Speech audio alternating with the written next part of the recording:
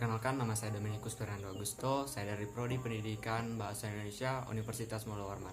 Di sini saya ingin mereview tentang pengantar hakikat sejarah sastra yang sudah dipresentasikan oleh teman saya.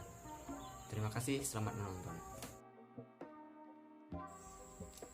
Sastra pada dasarnya merupakan sebuah ciptaan kreasi, bukan semata-mata sebuah imitasi, melainkan sebagai wujud dan hasil ciptaan. Jadi pada hakikatnya karya sastra merupakan media yang menggunakan bahasa untuk mengungkapkan kehidupan manusia. Oleh karena karya sastra ini pada umumnya memuat persoalan-persoalan seputar kehidupan manusia. Dalam tinjauan sejarah, Kepulauan Nusantara yaitu Indonesia yang terletak antara dua benua dan dua samudra yaitu benua Asia dan Australia serta Samudra Hindia dan Lautan Teduh yang dihuni berbagai macam suku bangsa yang masing-masing mempunyai sejarah, kebudayaan, adat istiadat, dan bahasanya sendiri-sendiri. Jadi beberapa abad yang silam di beberapa kepulauan Nusantara itu berdiri kerajaan-kerajaan yang pengaruhnya besar di Nusantara.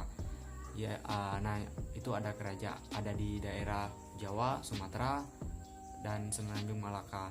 Beberapa kerajaan yang kita ketahui itu seperti Majapahit, Sriwijaya, dan Kerajaan Sunda. Itu beberapa kerajaan yang pernah besar pengaruhnya di Nusantara. Jadi perkembangan sastra, sejak abad ke-19 ada hasil sastra berbahasa Melayu yang tidak ditulis orang-orang yang berasal dari Kepulauan Riau dan Sumatera. Jadi bahasa Melayu yang dipergunakan oleh para pengarang itu bukan bahasa Melayu yang tinggi, melainkan bahasa Melayu yang rendah atau bahasa Melayu pasar.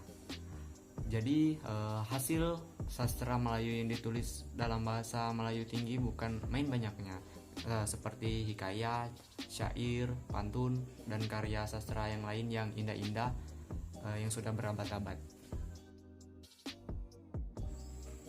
Sastra Indonesia dan sastra Nusantara itu memiliki dua istilah yang berbeda. Sastra Indonesia sendiri memiliki istilah yang melingkupi berbagai macam karya sastra di Asia Tenggara. Istilah Indonesia sendiri mempunyai arti yang saling melengkapi, terutama dalam cakupan geografi dan sejarah politik di wilayah tersebut. Sastra Indonesia terbagi menjadi dua bagian besar, yaitu lisan dan tulisan. Menurut bentuknya, sastra Indonesia dibagi lagi menjadi 4, yaitu prosa, karangan yang berbentuk bebas tapi bentuknya terkait, lalu puisi, karangan yang berbentuk terkait, ada prosa liris, karangan yang berbentuk antara prosa dan puisi, dan yang terakhir ada drama, karangan yang berbentuk skenario untuk dipentaskan atau disandiwarakan. Sedangkan sastra Nusantara itu istilah yang dipakai untuk menggambarkan wilayah kepulauan yang membentang dari Sumatera sampai Papua, yang sekarang sebagian besar merupakan wilayah negara Indonesia. Kata ini pertama kali ada dalam literatur bahasa Jawa pertengahan abad ke-12 sampai ke-16 untuk menggambarkan konsep keanekaragaman yang dianut oleh kerajaan Majapahit.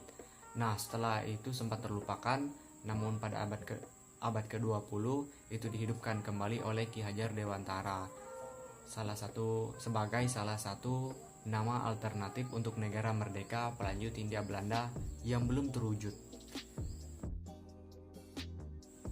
Pada periode sastra Indonesia, hingga saat ini belum ada kesepakatan mengenai awal kemunculan sastra Indonesia. Pembawakan atau periodisasi sastra disusun oleh para ahli sastra menurut pandangan mereka masing-masing. Penyusunan sejarah memang tidak dapat lepas dari kepentingan dan sudut pandang. Namun periodisasi yang disusun oleh para ahli ini itu memiliki argumen yang kuat. Seorang sastrawan Indonesia yaitu Aji Prosidi membagi periodisasi sastra menjadi dua kelompok besar, yakni yang pertama kelahiran dan masa penjadian pada tahun 1900 sampai 1954. Pada periode 1933 karya Indonesia itu lebih didominasi dengan bahasa Melayu tinggi. Lalu pada periode 1933 tadi sampai 1942 itu muncul sastrawan Indonesia yang mulai menggunakan bahasa Indonesia. Nah, lalu pada periode 1942 sampai 1945 itu sudah muncul sastrawan dengan menjelang kemerdekaan Indonesia. Kita tahu sendiri bahwa 1945 itu Indonesia sudah merdeka. Nah, lalu yang kedua, masa perkembangannya itu 1945 sampai 1969. Nah, pada periode 1945 ini sampai 1953, sastrawan Indonesia lebih ekspresif pada pasca kemerdekaan. Nah, periode 1950-nya sampai 1961, politik itu mulai berpengaruh kuat pada karya sastra angkatan ini. Lalu periode 1961 sampai 1969, sastrawan lebih banyak menggunakan konotasi agar terhindar dari pergulatan politik.